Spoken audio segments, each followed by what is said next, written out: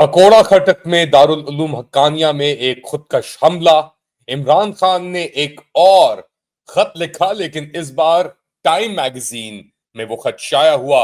और opposition grand alliance और जल्द इंतखाबात यानी नए इंतखाबात, ये तीन खबरें आज फॉलो कर रहे हैं। मगर इससे पहले do like, subscribe and share this content.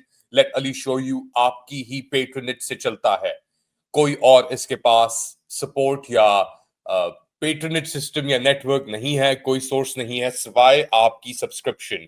ये हमारा एक कोशिश है हमारी कि किसी तरीके से आप तक की खबरें पहुंचाएं ऐसे वक्त में जब पाकिस्तान के अंदर बर्बरियत फस्तायत अपने उरूज पे है। बोलने की कोई गुंजाइश नहीं है। सोशल मीडिया प्लेटफॉर्म्स पे क्रैकडाउन जारी है, मगर उससे ज्यादा जो आजाद आवाजें बची थी या नबी तुल्ली आजादी जिन आवाजों के पास थी, वो अब सब खत्म या बंद होती जा रही हैं।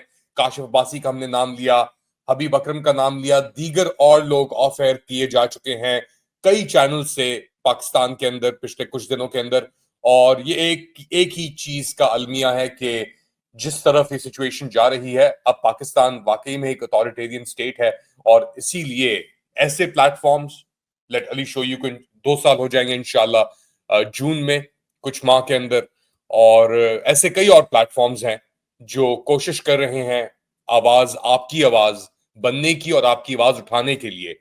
शुरू करते हैं बात एक खुदकश हमला जो हुआ अकोड़ा खटक नौशेरो अकोड़ा खटक का एरिया है, बेसिकली अटक के करीब है ये। और यहाँ पे दो सूबे मिलते हैं आके, मगर उससे ज्यादा इस एरिया की अहमियत है क्योंकि यहाँ पे दारुल उलूम हक्कानिया मौजूद है। और ये शुरू किया था मौलाना समीउल हक ने और अनस हक्कानी और सिराज हक्कानी के वालिद ने, जलालुद्दीन हक्कानी ने मिलकर 1980s के शुरू के अंदर इसकी अहमियत बढ़ी जब अफगान जिहाद शुरू हुई और सोवियत यूनियन वहां पे आ गई। तो उसके अंदर ये बेसिकली दारुल उलूम हक्कानिया एक फैक्ट्री बन गया पाकिस्तान के लिए, अमेरिकन फोर्सेस के लिए, सऊदीज के लिए, कि वो यहाँ से जो तालिब इल्म थे इस मदरसे के, उनको अफगान जिहाद के लिए अफगानिस्तान भेजते थे। और यहाँ से कई लोग निकले। अफगानिस्तान के तालिबान के फाउंडर थे मुल्ला उमर, वो यहाँ से ग्रेजुएट किए। दीगर और हम हकानियों की बात करते हैं, सिराजुद्दीन हकानी का भी ताल्लुक यहाँ से रहा, उनके और भाइयों का जो शहीद हुए उनका भी ताल्लुक यहाँ से रहा। और मेरा यहाँ पे आना जाना रहा खबरों के हवाले से। मौलाना समीउल हक, कई साल पहले उनको शहीद किया गया पिंडी के अंदर और उनको दफनाया गया दारुल उलूम हक्कानिया में। और आज अब जो खबर आ रही है वो बहुत ही अफसोसनाक खबर है कि उनके बेटे को जमीयत उलेमा इस्लाम समीउल हक ग्रुप के जो सरबराह थे, उनको इस खुदकश हमले के अंदर और 6 दीगर और लोगों को शहीद कर दिया गया है। और 15 लोग इस खुदकश हमले के अंदर जख्मी हुए हैं। नौशेरा के डिस्ट्रिक्ट के अंदर ये जगह मौजूद है कि दारुल उलूम हक्कानिया, और एक सिक्योर एरिया रहता है। अब याद रखें कि अफगान तालिबान के साथ ताल्लुकात पाकिस्तान, अफवाज पाकिस्तान के इतने अच्छे नहीं चल रहे। एक क्रैकडाउन चल रहा है अफगान बाशिंदों के ऊपर या सस्पेक्टेड अफगान के ऊपर। इनफैक्ट केपी से जो भी है उनके ऊपर एक क्रैकडाउन जारी है। आप पाकिस्तानी हो ना हो, अगर आप केपी से आपका ताल्लुक है तो आपके ऊपर तशद्दुद होगा। आप पाकिस्तानी हो ना हो, अगर बलूचिस्तान से आपके ऊपर ताल्लुक है तो तशद्दुद होगा। और दहशतगर्दी के वाकयात खैबर पख्तूनख्वा में बलूचिस्तान के अंदर 2014 के बाद पिछले साल सबसे ज्यादा रिकॉर्ड किए गए, क्योंकि अफवाज पाकिस्तान की स्ट्रैटेजी फेल हो चुकी है। सिक्योरिटी स्ट्रैटेजी आपकी फेल हो चुकी है। आपने पूरे प्रोविंस को, सूबों को तो यरगमाल किया हुआ है, मगर आपने जो अवाम को यरगमाल किया हुआ है। और आप हॉर्स और कैटल शोज के अंदर और डेट्स और खजूरों के ऑर्चर्ड्स के अंदर अपनी कोशिशें लगा रहे हैं, तो फिर ये तो हाल होगा। मगर मेरे ख्याल से जो मेरी इतलात है पिछले कुछ अरसे से, कि पाकिस्तानी अफवाज टारगेट कर रही है अफगान तालिबान लीडरशिप को। और जो हाल ही के खलील उर रहमान हक्कानी साहब का के ऊपर हमला हुआ, खुदकश हमला हुआ काबुल के अंदर, वो चाचा हैं basically Sirajuddin Haqqani, interior minister के।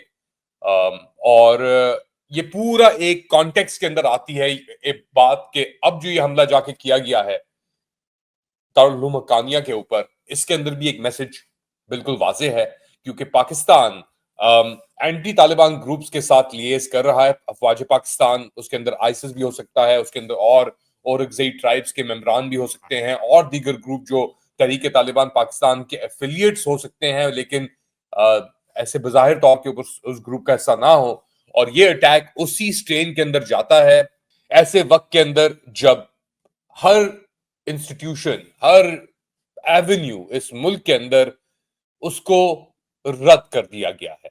अब ये तो दारुल उलूम हक्कानिया के अंदर ये हुआ वाकया और ये खुदकश हमला, मगर कोयटा के अंदर भी कार्रवाइयां जारी हैं, वहां पे भी अटैक हो रहे हैं और सब चीजें एक खिचड़ी बन के नजर आ गई है अब कि कोई भी चीज बची हुई नहीं है। पारा चिनार आपके सामने है, क्या हुआ है पारा चिनार के अंदर, क्या हो रहा है पारा चिनार के अंदर, कितने दर्जनों लोग शहीद हो चुके हैं।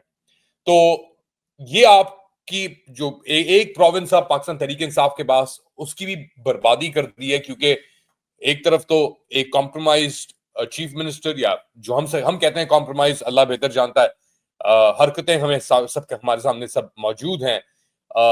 एक तरफ वो है, दूसरी तरफ बलूचिस्तान के अंदर 10 लोग अभी इंजर हुए हैं। ये आईईडी एक्सप्लोजन हुई है जान मोहम्मद रोड के ऊपर कोयटा के अंदर, और 2 से 3 किलोग्राम एक्सप्लोसिव मटेरियल इसके अंदर इस्तेमाल किया गया। अच्छा, ये सब चीजें हमने बयान कर दी कि मुल्क की तबाही हो चुकी है।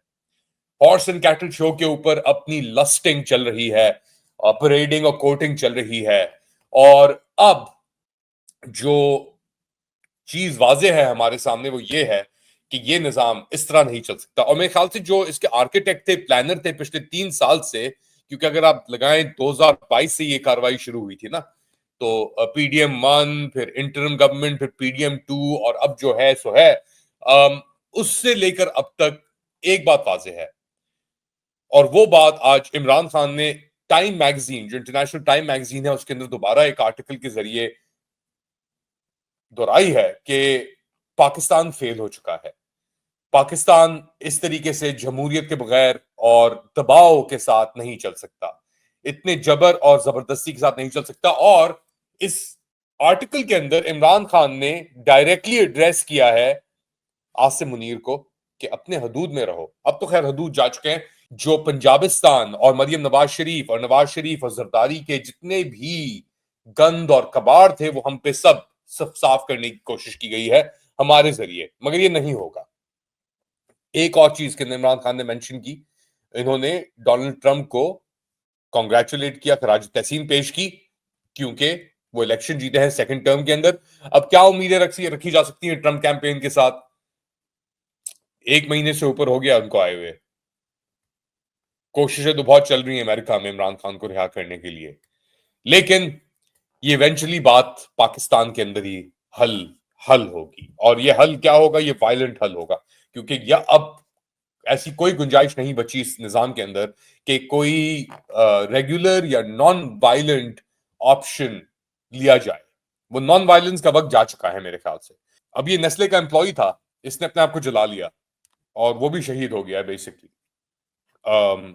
कोर्ट्स के अंदर उसको इंसाफ नहीं मिला। ये कौन सी, ये वो कोर्ट्स हैं जो इंसाफ नहीं, जो, और इस बंदे ने अपने आप को बेसिकली सेल्फ इमोलेट किया। तो इंक्वायरी किस चीज के ऊपर हो रही है? उस केस के ऊपर नहीं हो रही कि क्या हुआ उस केस के अंदर, कि यार ये पेट्रोल अंदर कोर्ट प्रेमिसेस के अंदर कैसे आया। ये आपकी जो खातून चीफ जस्टिस लगी हुई है लाहौर हाई कोर्ट की ये उनकी इंक्वायरी है। सुप्रीम कोर्ट के अंदर भी और कॉन्स्टिट्यूशनल बेंच के अंदर और जजेस भर्ती किए गए हैं कि बैलेंस उसका और खराब कर दिया जाए।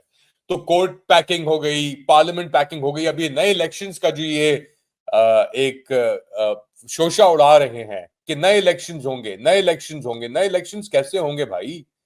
कैसे होंगे? किस मुंह से नए इलेक्शंस होंगे? ये अभी आपने जो ग्रैंड ऑपोजिशन अलायंस, तहफ्फुज़ आईन पाकिस्तान, पता नहीं क्या क्या आप लोग ये कर रहे हैं, इससे आप कौन से इलेक्शंस कराना चाह रहे हैं? ये 9 नुक्ती आपने एक स्टेटमेंट भी कर दिया, इलेक्शंस होंगे।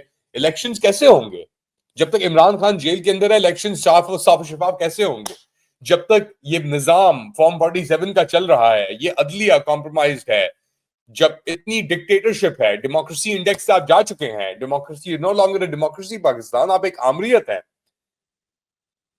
तो ऐसे माहौल के अंदर इलेक्शन तो बस आमरीयत को बढ़ाने के लिए ही हो सकते हैं, और जो भी ये बातें कर रहा है वो ये सब जानता है बड़े अच्छे तरीके से।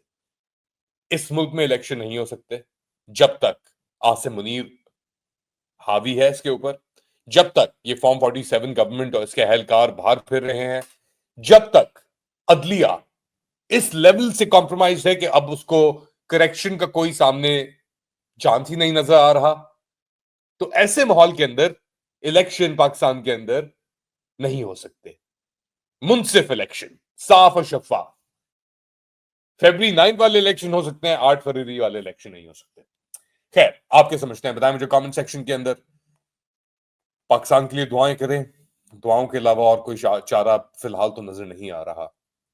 लेकिन जितनी देर आमरीत चलती है और उतनी ही देर उसकी मुखालफत चलती रहे, तो एंड में जोर तो कम हो सकता है, दबाव तो कम हो सकता है, लेकिन ये रूह जो है ना इंसान के अंदर, और ये जो ख्वाहिश है रेजिस्ट करने की, मुकाबला करने की इस फस्तायत के साथ, अगर वो जारी रहे, उसको दबाए, जितना दबाए उसके बावजूद वो जारी रहे, और जारी रही है वो, तो फिर तो आमरीत का इख्तिताम है।